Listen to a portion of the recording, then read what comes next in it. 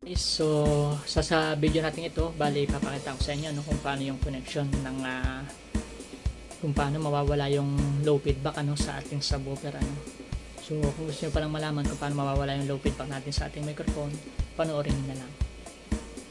So, ito yung connection niya. Simula dyan sa left channel, bali i-input natin siya dun sa equalizer natin. Yan. Left channel, i-input ko siya dito sa channel 1 ng ating equalizer.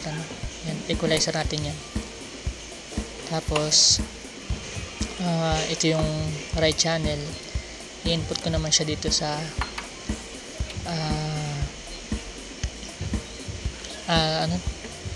channel to ng ating equalizer. Yan. Tapos, kasunod nyan, bali connect na natin yung output ng ating equalizer. Output ng channel 1. Yan, bali sinaksak na natin. So, papunta ngayon siya sa channel 1 nitong ating power amplifier para sa midahin natin yan.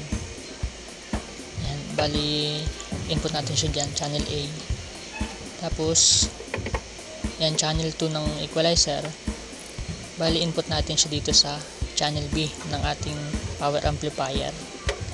Yan, bali sa midhigh natin yan connection na yan. Kasunod pa natin magiging connection is yung sa subwoofer natin. Ito pala yung gagamitin kong connection para sa ating subwoofer. Yan, PL. Yung PL na yan, bali isasaksak ko siya dito sa sa output ng auxiliary. Yan kasi ang output ng auxiliary. Naka doble kasi ang ko niyan dalawa ang aking naka-output kasi naka stereo mode ako sa setup ko sa subwoofer. Kaya yung isa niyan i-input natin dito sa ating channel 1 channel 1 ng crossover. Ito naman para sa channel 2 ng ating crossover natin yan. Pinagsasaksakan natin yan. Bali yan yung nagiging connection niya. Output sa auxiliary papunta dyan sa ating crossover. Left channel 1 at channel 2. Ito naman gagamitin ko para sa papuntang power amplifier. Ang ginagamit ko pala rito yung low lang. Naka two-way ako dyan, pero ang ginagamit ko dyan yung low lang. Sa subwoofer ko lang kasi ginagamit ng crossover. Tapos yun yung channel 1, input natin sa channel A ng power amplifier natin. Yan, channel 1, bali input natin siya dyan. Tapos ito yung para naman sa channel 2, low din yan, papunta naman dito sa channel 2 ng power amplifier. Bali naka stereo mode lagi ako dyan. Ayun stereo mode, bali yan lagi ang connection ko dyan. Bali saksak na natin yung niya mga connection sa speaker. Ito naman yung para sa subwoofer natin. Sak na natin yun dyan. Tapos ito naman yung para sa ating midhigh. Sa A5 ang midhigh natin na ginagamit yan is PLX15. Yan, bali dyan siya. Stereo din ako dyan kasi nga pang midhigh natin yan, matic yan. So yun, bali ready na natin. Una lagi kong pinubuhay dyan yung yan sa crossover. Yan, crossover natin nabuhay na kasi ito para dyan sa ating equalizer. Buhay na rin. Tapos ito para sa ating mixer. Yan, kasi ito naman 7 para naman sa ating microphone. Yan, tapos buhay na natin. Una kong binubuhay lagi mixer, kasunod na yung mga power amplifier. Yan, ito yung VX na natin para sa subwoofer. Testing. Tapos Tapat natin dito sa bali ito pala yung setting natin, ano? Zero ko muna to, mid-high lang muna tayo. Ito sa A5.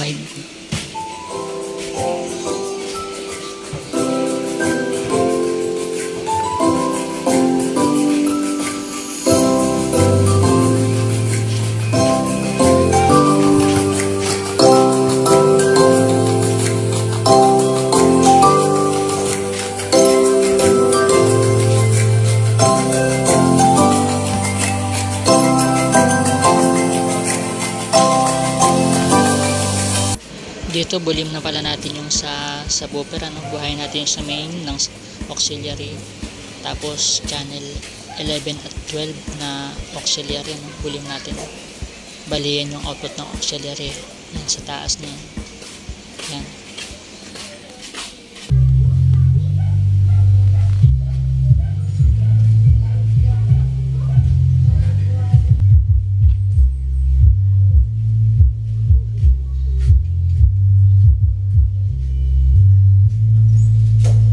Dito nga pala naka-open yung ating auxiliary, ano, sa MP3. At dito naman naka-off yung ating auxiliary sa microphone. Bali ito nga pala mangyayari niyan, no, sa microphone natin. I-open ko yung volume niya, no? Tapos naka-off naman yung auxiliary niya, no? Sa ganyang setup, bali wala nang magiging output yung ating microphone sa ating subwoofer, ano? Kaya dito sa setup na yan, mawawala yung feedback sa low. Iwas feedback sa low.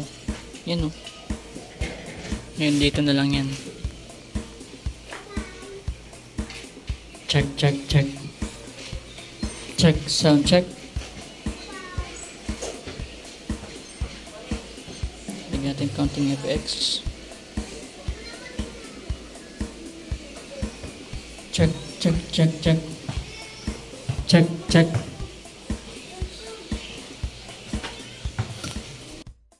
So napanood na nga pala natin, ano, yung setup natin kanina. So, ang ginawa lang naman natin is siniwalay lang natin yung output ng ating subwoofer, ano.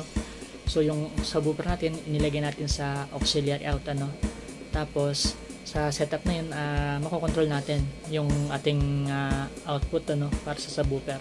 I-on natin yung para sa ating audio dahil doon na lang tayo gagamit ng subwoofer, ano. Tapos dun sa ating microphone, hindi na natin gagamitin yung ating auxiliary sa microphone. Bali, i-off na lang natin yung volume natin sa auxiliary, ano, para walang lumabas na microphone dun sa ating subwoofer, ano. So sa ganun setup, maiwasan natin yung magkaroon ng feedback ng microphone sa low natin.